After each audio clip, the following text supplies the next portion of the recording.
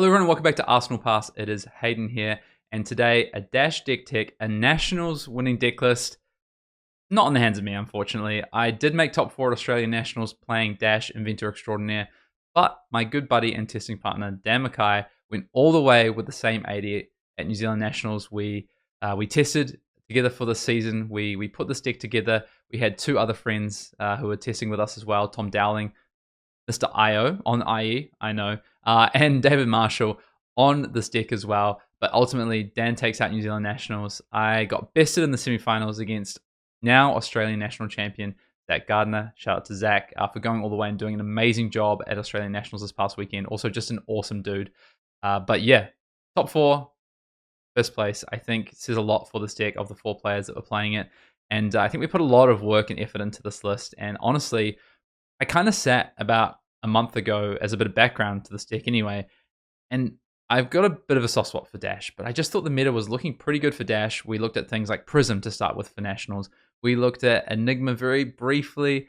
We even looked at trying to tweak and adjust KO, which I have a KO list, which I do want to share on the channel as well, so look out for that very soon. We did work a lot on KO in the lead up to Nationals, but ultimately, kind of in the 2 weeks prior, after we put Prism away as kind of maybe one of the last options, I know Dan was kind of flirting with Zen a little bit, but my heart was set on Dash, and we tweaked and tuned and worked on this list, and this is what we've come up with. So I want to share this with you. Now, first of all, why play Dash? Why play Dash Inventor Extraordinary in this format? And I think one thing that I keep coming back to with Dash, and I don't know if you know this, if maybe this is your first time watching an Arsenal Pass video, but I've done a few videos on Dash at this point. I've played Dash, actually not as much as I would have liked. I often come to Dash as an option and then end up pivoting to something else. I did this at Worlds in Barcelona in 2023. I tested and planned to play Dash.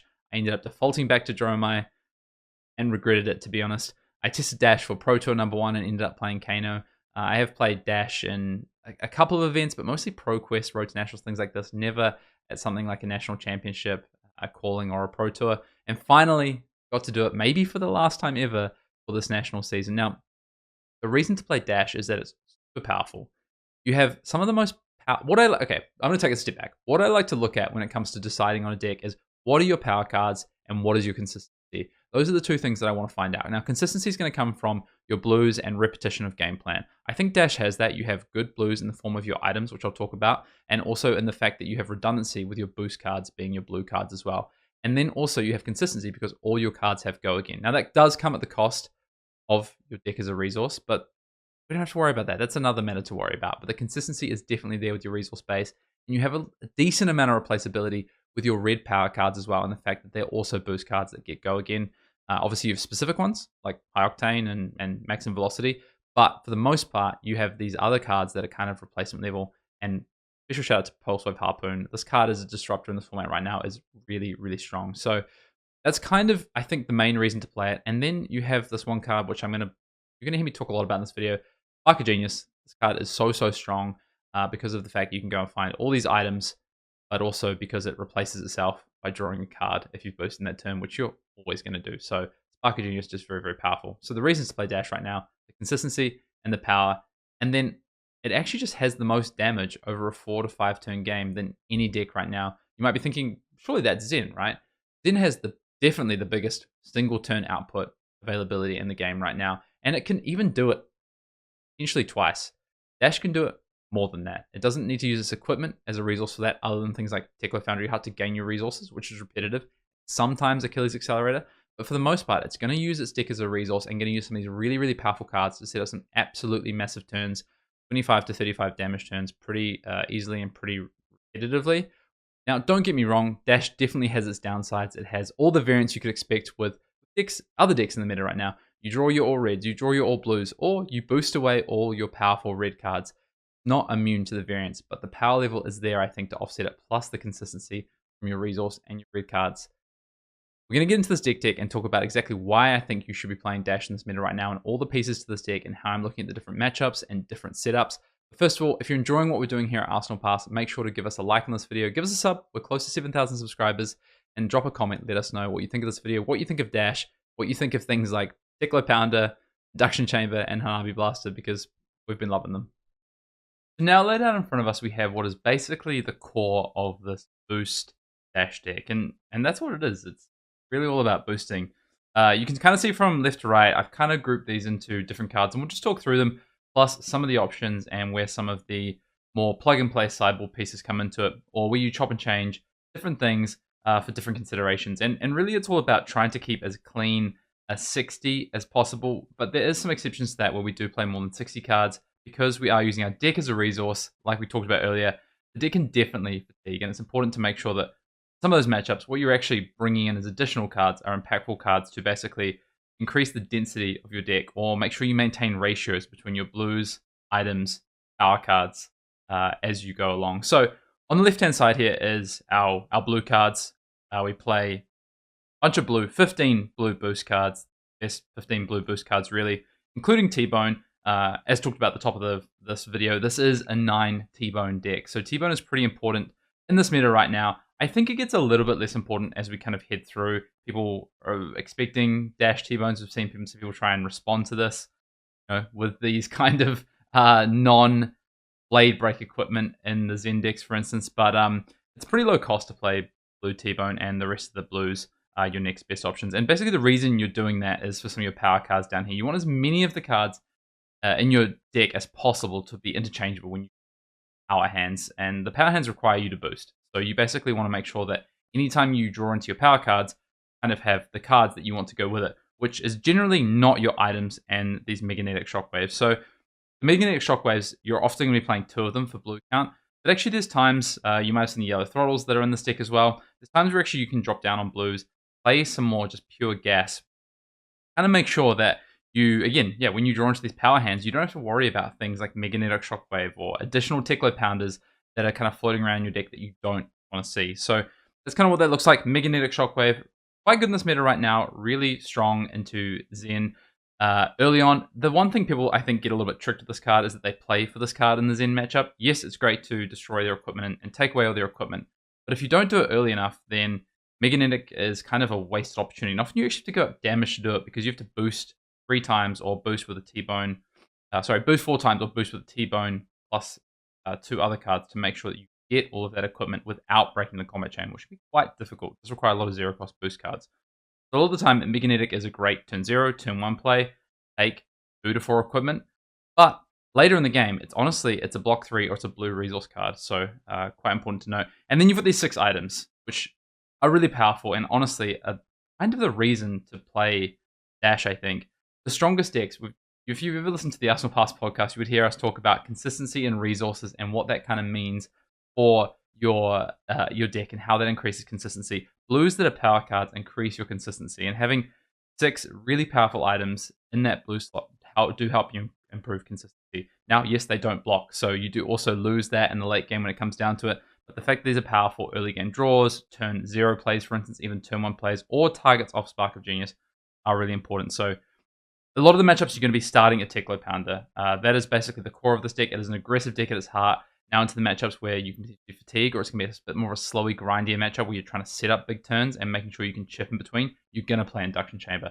But a lot of the time, you're going to be starting this Tickler Pounder, and when you go first, you're going to play 2 additional Tickler Pounders in your 60 or 60 plus cards. Actually 59, because you're going to start with an item in play, 59 plus. Or going second, often you're going to cut these depending on the matchup, especially if it's an aggressive matchup. Something like Zen, one of the most popular decks in the format right now. You do not want to be drawing into those Tickler Pounders late. Like we just talked about before, when you draw your power cards like a High Octane and Maximum Velocity, which I'll get into, you want to make sure the rest of your hand is boost for the most part. So those don't help you do that. A lot of the time, going second, you are cutting the other 2 Tickler Pounders that you're not starting. On the flip side, Tickler Core is kind of insane. This card generates so much of the power and the big turns you can have, especially paired with High Octane and Maximum Velocity, but also just with big boost hands in particular. So Tickler Core is a great flexible sort of blue that can just be pitched for resources, or can be sorted out with the Spark of Genius on some great turns, which I'll talk through, or you just play it at the end of a chain and you have 2 guaranteed resources over the next 2 turns. Now you might think, well, 4 versus 3 resources over 2 turns, is it really that much better than just having pitched a blue? The thing is 2 resources on each of your turns is often all you need to kind of do a lot of damage. And I'll give you a few examples. Something like Maximum Velocity, for instance. You have 2 floating resources and you have, say, 2 0 boost cards. Maybe we have a red Sprocket Rocket, blue 0 to 60, and then a yellow Zipper hit, plus the Maximum Velocity, as our 4-card hand. We're going to be able to cast that maximum velocity on that hand by using our Teklo core to generate that third resource, because we already have those 2 resources after we've boosted once.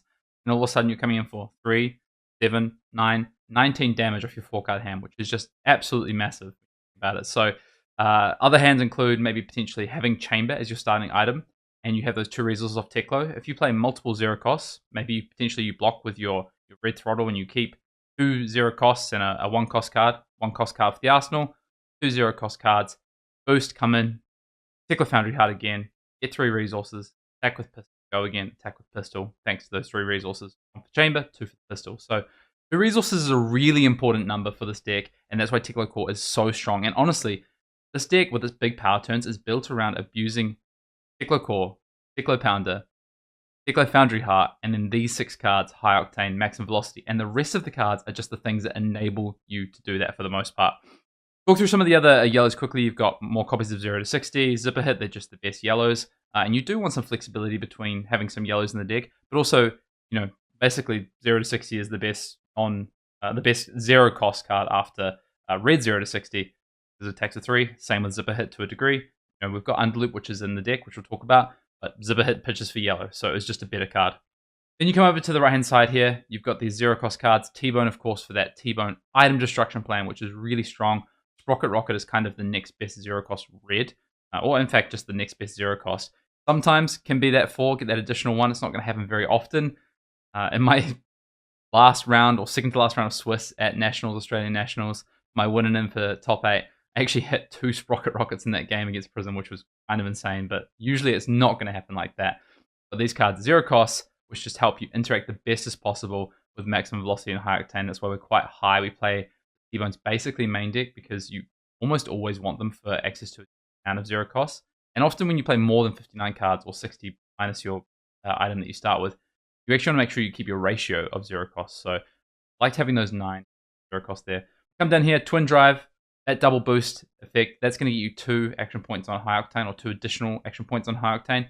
It's going to count twice for that maximum velocity. So although it's a 2 for 5 at its base, which is a little bit underrated, and really actually ideally not a card you want to play, often if you don't have the High Octane or maximum velocity, or you don't want to arsenal the Twin Drive, you're probably going to block with it in a lot of matchups because otherwise you're playing it for basically something that's underrated, which is not great. Thrall, on the other hand, 2 for 6 with Go again is good rate. A lot of time that's going to be super important. Plus, it's a popper for things like the Prism matchup, for instance, and actually just enables you to sometimes use those 2 resource hands when you don't draw something like a maximum velocity or a couple of 1 costs, because you're able to come in with maybe a 0 cost into Teklo Foundry Heart, and with a 1 cost and with Throttle, or 0 cost, Teklo Foundry Heart, Throttle come in for 6, last resource to swing a pistol. Suddenly, if you have that Teklo core up, you're looking at a 2-card hand coming for 12 damage, which is obviously insane off that Teklo core and Teklo Foundry Heart. Really strong. Then the last 6 cards that are in this kind of core of this dash boost deck. Red Zipper Hit. I don't need no explaining. It's honestly, apart from Red 0 to 60, it's the next best boost card. It's kind of insane. And then Pulse Wave Harpoon, which in the meta right now is probably, apart from these power cards and just the insane nature of Spark of Genius, is the next best reason to be playing dash right now. Hand Disruption is so strong. I wish I could have access to a yellow Pulse Wave Harpoon or a blue Pulse Wave Harpoon. It would be absolutely nutted, but we just have the 3 red Pulse Wave Harpoons, so we do what we can with them. These cards are really precious. I'll often try and set one of these up in Arsenal to disrupt a key turn from an opponent, something like a Zen, something like an Azalea. A lot of decks in this format, honestly, outside of some of the control decks, especially in the aggro decks, I'm going to try and use Pulse Wave Harpoon to really disrupt their big hand, or even just kind of a strong, pulling a blue, which kind of completely rip apart some certain decks in the format. They're really, really strong. I'm always prioritizing this card. Now, before I talk about some of the kind of like switch-in options and how I'm using some of these cards, I want to talk a little bit about Spark of Genius, because I've talked a lot about some power cards. High Octane. We've got our maximum velocities. We've got our Pulse Wave Harpoons. We've got our 6 items. We've got our Teklo Core. We've got our Teklo Pounders. We've got our 0 cost boost cards. We've got all our great blue resource cards. We've got all this consistency in these 59 cards laid out in front of you, which is kind of the core of the deck, as I said. But Spark of Genius is kind of the machine that makes it all run. Spark of Genius is, when you draw this, it's often going to be a great turn, or it's going to help you create a great turn, or it's going to solve an issue you have with your hand. And a lot of the time that's going to be done in the Achilles Accelerator. Now, Spark of Genius, effectively, if you think about it, boost on your turn, Spark of Genius replaces itself by having the draw card clause and you go and get to find an item. So even at just kind of a base level, if you pair this with something like a red 0 to 60 and a 2-card hand, boost in with your 0 to 60, play your Spark of Genius, go and get your Tickler Core. You've just set up one of the best cards in the deck for the next 2 turns to have some great turns. Plus you replace the Spark of Genius, which can draw you into another boost card. The other thing about this deck is that you can Arsenal almost any card in this deck without being punished. Now, some of the worst ones are kind of like Blue Throttle, Magnetic Shockwave, for instance, sometimes something like a Tickler Pounder. If you've already used all your maximum velocities on high octanes, Arsenaling a blue 1 attack is pretty bad, right? But for the most part, you can Arsenal any card in this deck. So 2-card, 4 damage, gets you for the Tickler Core for 2 resources over the next 2 turns, and a card in Arsenal. It's a pretty good rate. And that's just kind of the base level of Spark of Genius. It gets nuttier and nuttier from there.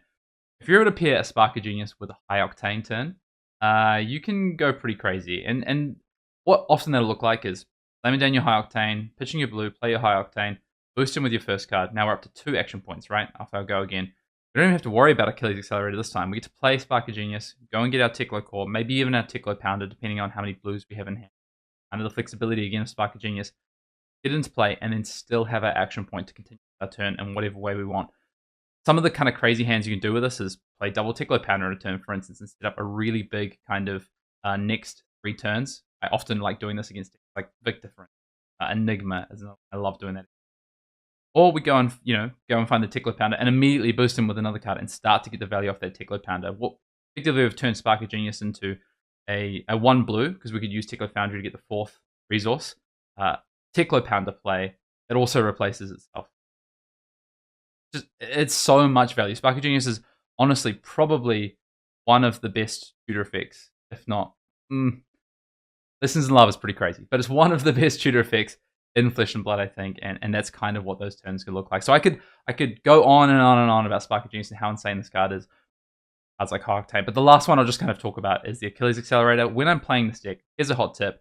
I'm really looking to save that Achilles Accelerator for a Spark of Genius turn, so I can set something up. Next up, I want to talk about some of the cards outside of those 59 kind of core cards, and also worth noting with those 59 cards, often we're chopping and changing some of those. They're just the cards that are mostly played in a lot of matchups. Like I said before, Tickler Pounder, the 2 that we don't start with, or at least 2 come out of the deck a lot of the time in some matchups where you just never want to see them after turn 1, for instance, or turn 0. Things like, for instance, the T-Bones could get trimmed depending on the matchup and what we're trying to bring in, or even the Sprocket Rocket sometimes when we go up to a full suite of the equipment destruction package with the yellow T-Bone. So there's kind of some chopping and changing that does happen from time to time. There's a couple of matchups I think where I even trim a Blue Throttle in there, but for the most part, that kind of 59 minus maybe 2 to 3 cards in some matchups is basically what's going to be the core of the deck in a lot of situations. And when I say 59 cards, again, just a reminder, because you start with it, you shuffle up 60 cards, but you take an item out that you're going to start with, so you only need to present 59 cards. And in the most streamlined matchups where you want to see your maximum velocities, your high octanes, or your equipment destruction sort of package, and nothing else, you want there's max consistency of seeing those. You're not worried about fatigue, anything like that. Then 59 cards is perfectly reasonable, and it's great. There are times where actually, with this dash deck, we can afford to play more than the 59 shuffled up. We can play 60, 62, even up to 64. 63 is actually a pretty good sweet spot. You can keep the ratios quite nicely with bringing in the extra blue. These yellow throttles, which I'll talk about in a second. But generally, yeah, you're never going to play like a big fat stack. And that's actually one thing I want to talk about before I get into these. Big fat stack. If you might have heard of this before, people saying, best way to avoid fatigue is just to shuffle up all your cards and present them. Yes, you do have more cards in your deck. So, eventually you can block with a couple more cards. You may even have an extra attack or 2 to play. What doing that does, though, is it reduces your consistency of hitting your best turns. Think about it this way. If I have 60 of the best cards and all of a sudden I start to put in the next best or worse than my 60, 61st, 2nd, 3rd, 4th, 5th, I draw those cards in hands, how happy am I going to be actually about drawing them? Now, it's a different story if I got to add a 4th maximum velocity, a 4th high octane, a 4th 0 to 60 red, and a 4th zipper hit red. Different story, right, at that point. But we're not adding those in. We're adding cards in that are going to make our best hands a little bit less functional or a little bit less damage. They're even going to sometimes brick our hands entirely because they aren't the cards that work into our consistency. They're going to mean less opportunity to see an item on turn 0, turn 1. All these things add up to basically saying, yes, our deck is a resource and we're going to boost it. But if we're adding just worse cards and our hands are going to be less consistent, less explosive, or even we're going to have to deal the same amount of damage, we have to boost more cards from our deck, then why did we even start with more cards in our deck in the first place? So I'm a big advocate of never doing the fat deck, as people like to call it, or the stack, just shuffle them all up and present it. I'm much more a proponent of being super considerate about the cards that you present between 59 and maybe 65. I really ever present 5 though.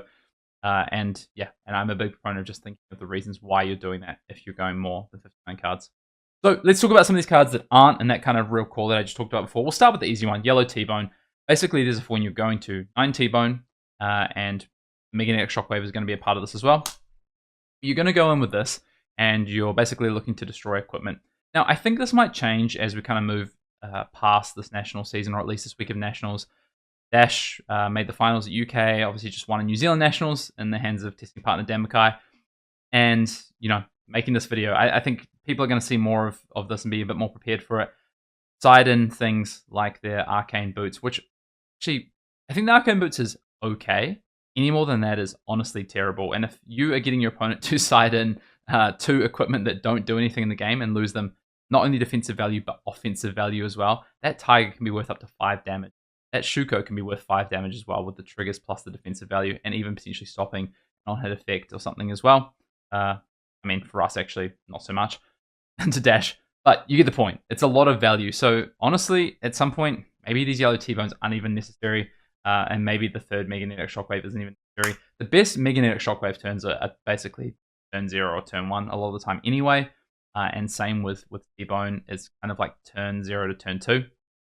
So maybe they aren't needed, and drawing them late, it is kind of bad because they are undervalued, so often you're blocking with them or using them as a resource.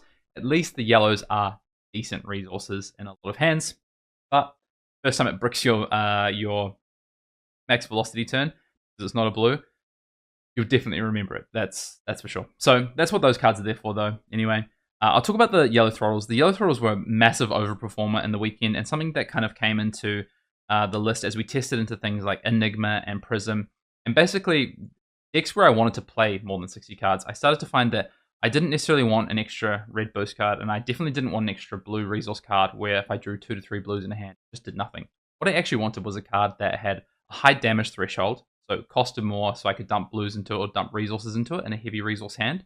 Also had a higher damage from a single source, so you could get around things, like the -1 effects had less effect on it. And also you boosted less cards for the damage dealt. Effectively, what we came to is Yellow Throttle and did a really good job in those matchups. So it's great into things like Prism, like I just talked about. It actually presents a nice breakpoint at 5 in a lot of matchups. And also just one source of 5 damage is quite nice. And in a pinch can be used as a yellow resource card if needed in a lot of instances as well, if it's maybe your only non-card that you draw. Moving on to Backup Protocol and Induction Chamber. So basically when we don't start a pounder, we're going to be starting Induction Chamber. So matchups where this would be the case is less than you think, though, actually, to be honest. It's kind of some of the fringe decks. It's things like Rhinar. It's, honestly, it's actually not that many. It's if you want to check out the full Sideboard plan, you can see it. It's up on our Patreon now. But not many matchups are we actually starting Induction Chamber. Now, this deck is super flexible, and a lot of what the Sideboard plans come down to is what you expect your opponent to do. I like to keep the deck, if you've ever seen the decks I've played or any of the deck techs, I like to keep decks as consistent as possible and avoid jank. So maybe, I want to start Pounder because my opponents get to start on effectively 6 less life.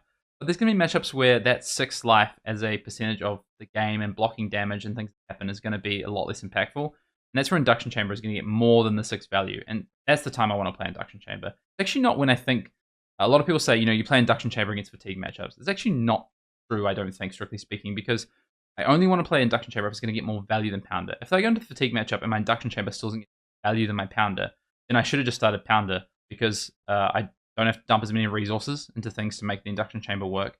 And also at the same time, I just have a Pounder that effectively starts them on less life. So a lot of the time, it's not about the Fatigue versus non-Fatigue, it's about the length of the games and also what my opponent's planning to do.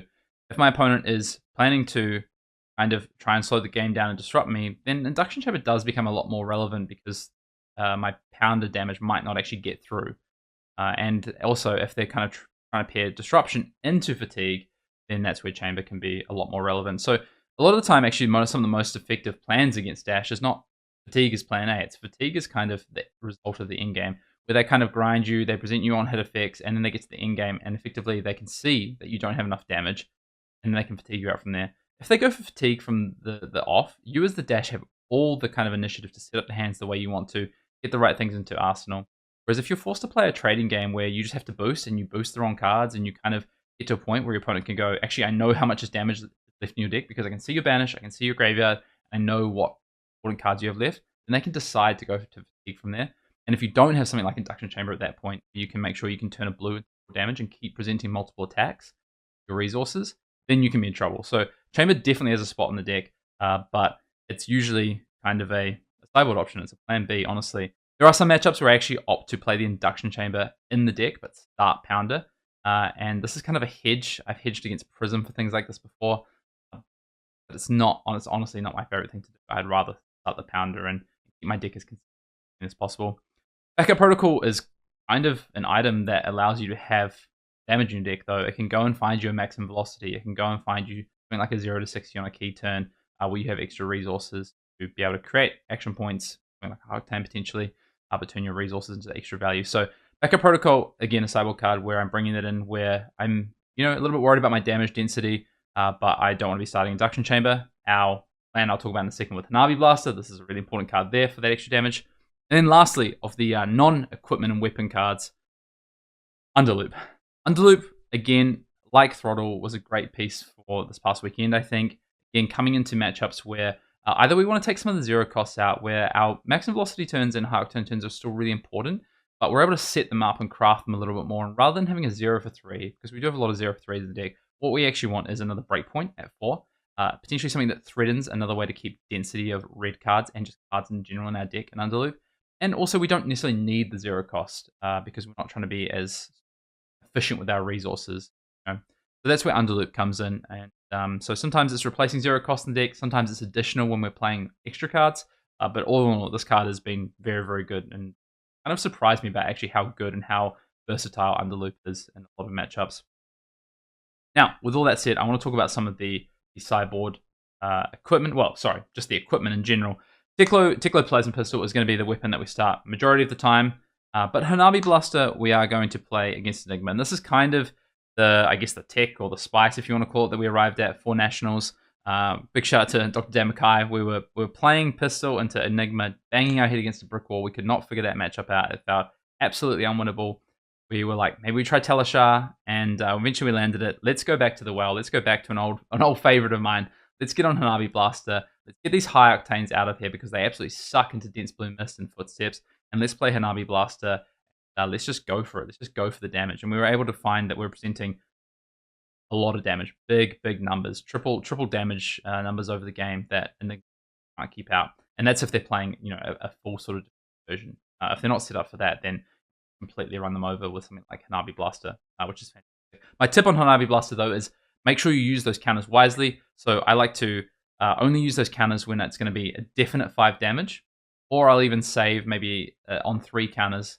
I might attack with it then, so that I know on the next turn I can guarantee get another second counter on it, so I can attack the second time 2 turns in a row to push back-to-back big damage turns with Hanabi Blaster. But just make sure you use those counters wisely. After our weapons, I'll talk about some of the equipment. We're always going to play Achilles Accelerator and Tickler Foundry Heart. They're just in for every matchup. Tickler Foundry Heart, because of the resource ability on this, is really, really key in this deck, especially with aggressive matchups. But also, it blocks 3. So just fantastic. One of the best pieces of equipment. And then Achilles Accelerator. I already talked about how vital that is for those Spark of Genius turns, but also 81, of course. And then outside of that, you can even just make sure that you have, when you have a floating resource, if your Spark of Genius has all been banished or you've used them all, whatever, you can just pop this and come in with an extra 2 damage. So at worst, off a floating resource, this is just 2 damage. And that's just, that's kind of at worst. That's the floor on this. But Achilles Accelerator is a really important part of the deck. After that, I want to talk about the arm options. So we play Stonewall Gauntlet, Spellfray, Gloves, and Goliath Gauntlet. We can talk about Spellfray, Gloves, really very easy. This is for Kano. And that's it. I really respect Kano. I think the deck is really, really strong now with Kindle. I think it's less consistent, but more powerful. So I wanted to play Spellfray Gloves. I expected it. See Kano at my Nationals. I didn't end up playing it, but I was prepared. If you don't expect to see much Kano, you can do away with Spellfray Gloves. You can dedicate that slot to something else that you want to. And I'll talk about some things at the end of the video. Life Gauntlet, when you're playing into matchups where you're out blocking, you're just going full into them. Things like Enigma, for instance. Things like Prism, although actually, to be honest, I don't think it's 100% you play Life Gauntlet into Prism because you do want to block. And the way that I like to play into Prism is to block out their first couple of Heralds and deny the Herald into Arsenal and deny the Figment if I can. But because of breakpoints, because of just the extra damage on the table that this do, it is really, really good. And then Stonewall Gauntlet, which is just one of the best pieces of equipment that's been printed recently, fits so nicely into Dash, where you have basically a really strong chest and leg slot, and you know there's a lot of good hit options in the meta right now. Arms can often be a bit weaker, but Stonewall Gauntlet does so much work. This can be worth 3 to 5 damage in matchup, which is just massive. Fantastic into Might tokens out of your Brute opponents to make sure that it can block for 2. Double Iron Rot, right? Like, that's fantastic, and something that you're looking for, an Iron Hive without paying for it, for instance. So Stonewall Gauntlet does a lot of work there. Otherwise, it is, yeah, it's just a Blade Break one at worst, but the matchups where you're going to play this is the matchups where they're going to pump. Otherwise, you're going to, and a lot of decks, so many decks pump above their base damage right now. Otherwise, you've got this Life Gauntlet ready to go. Lastly, you've got the headpieces. Physiotronic, Kano. I already said, I respect Kano. Come in for Kano. Crown of Providence, Balance of Justice. Where are you playing what and why? Well, Crown of Providence, we're going to play this when decks aren't going to draw 2 cards, so they're not going to play Art of War. They're not going to play Blood Rush Bellows. Play Crown of Providence is going to help you. I like to save this also if you're going to play Crown of Providence, or when you get those awkward hands where maybe you could maximum velocity, but you have too many 2-cost cards, or you have a hand of all blues and you trade something in, or, of course, the classic Command and Conquer Protection out of Arsenal. That's what your Crown of Providence is going to do. And Balance of Justice, just an absolute MVP matchups and the Brute matchups. Make sure you have that ready to go. That said, I'm going to talk about some of the card replacements that you could play. Maybe take out some of these equipment, T-Bone Yellows, or how I might change the deck going forward. Now, if you find this video useful on Dash and our Nationals winning and top 4 lists, and you want to see more about it, you want to know how to sideboard, kind of what you should be doing into different matchups and play draw considerations, all these things, you can go and check out now the full deck profile or deck guide up on the Arsenal Pass Patreon. We do try and do these every time we come up with a new list or we play a deck for an event. We're trying to get them out there for you, and we'll continue to try and do that. Also, if you've been enjoying the content here on Arsenal Pass podcast, all these deck tech videos, things like that, make sure you drop us a like and a sub. We're pretty close now, I think, to 7,000 subscribers, so every one counts, and we appreciate you all out there. Now, I want to talk a little bit about some of the cards that you might want to consider as changes for Dash in this list post kind of this past weekend, but also a little bit more about a couple of tips and tricks and things to consider. I want to talk just briefly again about the T-Bones. The T-Bones, the yellow ones particularly, you really are only playing those for the matchups where the effect is relevant. Otherwise, I wouldn't be playing them. Basically, even into considerations of like fatigue, things like that, that card is just worse than not playing it in your deck. It does not worth the slot if it's not doing anything. So don't play it into fatigue for extra cards. There's a big no-no, I think. Things like your use of Crown. I just talked about Crown of Providence. If you're going to play that, either save it for a CNC turn or don't get greedy and do save it for something like getting a maximum velocity stuck in your arsenal if the game goes too late. I'm of the opinion just always slam the maximum velocity in your arsenal because it is just so powerful. But there is times in the in-game where that is not the correct option if you don't have enough life to pivot back on and make sure you can play that maximum velocity. Things like Crown of Providence can also help you get out of those situations if you just draw awkwardly and can't get through them. Spark of Genius, make sure you're trying to get the most out of that card. I talked about the use of it with Achilles Accelerator and High Octane. Really prioritize and think about how you're going to use that. Run through a few sort of like games with it, work out the different lines. There's a lot of cool things you can do with it that I think is really nice. But the best one is just draw it on turn 0 and get another item into play. It is huge.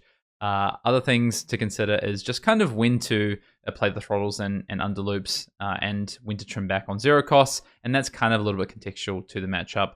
You can cut down to sort of 20, 21 blues. But if you're going to be playing, you want to play your items out. So you want to put your Ticklo Pounders into play. You want to put your Ticklo Cores into play. Then really those aren't blues. So I try not to cut more than 2 non-item blues in most matchups. But you can do it. I just would advise against it in a lot of spots. Let's talk about some of the options of cards you could cut or cards you could add, etc.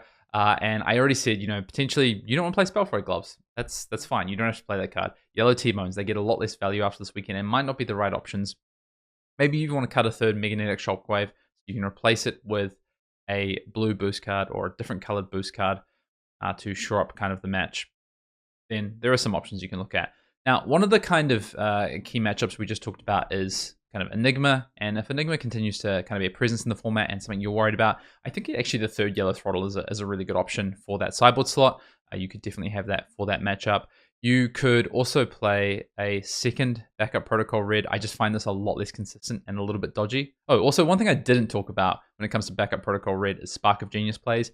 And Spark of Genius for a backup protocol, if you don't have something like Achilles or you don't want to use your Achilles, take the counter off immediately to obviously get the action point back with Crank, and then keep going with your turn and get something back. Like maybe you have a lot of resources, or you've had a big turn, you've got double Teklo Core in play or something. You can even get something like a Maximum Velocity and be able to play it off of something like Backup Protocol. So that is worth noting. Backup Protocol as a target for Spark of Genius is probably the least searched up on Teklo. It's almost always Teklo Core, but sometimes it's Pounder, and every so often it definitely is Backup Protocol red. And I think the more you play with the lines of Backup Protocol red off Spark of Genius, you do find some really, really cool lines with it. And I recommend just kind of thinking about those and playing it, because the card is really good.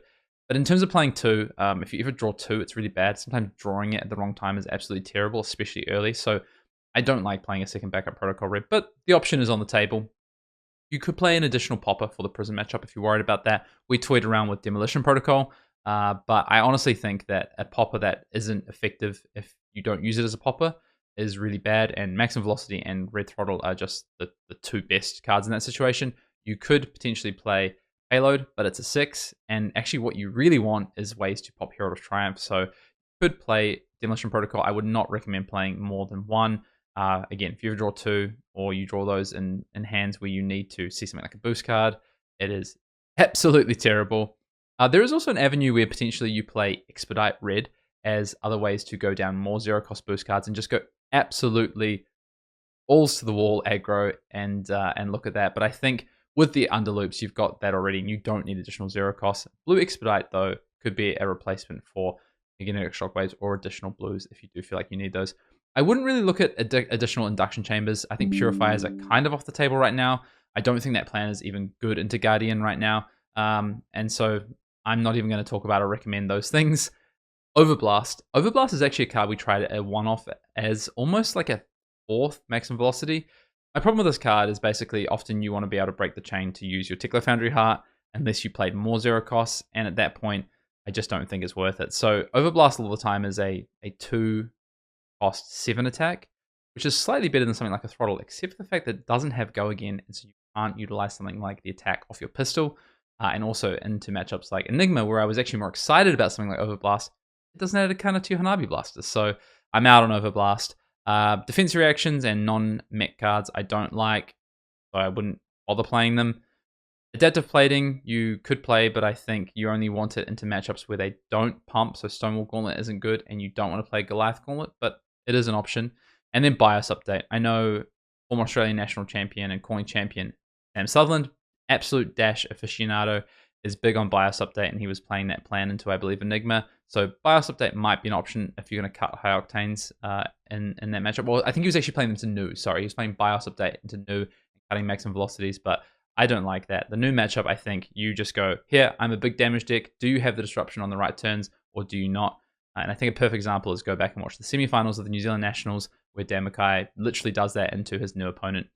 And lastly, Signal Jammer. I know this is a card that people have been playing for things like Azalea. It even kind of has some relevancy into Kano. I think it's not necessary and is kind of just a blank card that can kind of hurt you. But it's not terrible. And a one-off Signal Jammer as a spark target might be okay. I didn't particularly love it in testing, but is there as an option.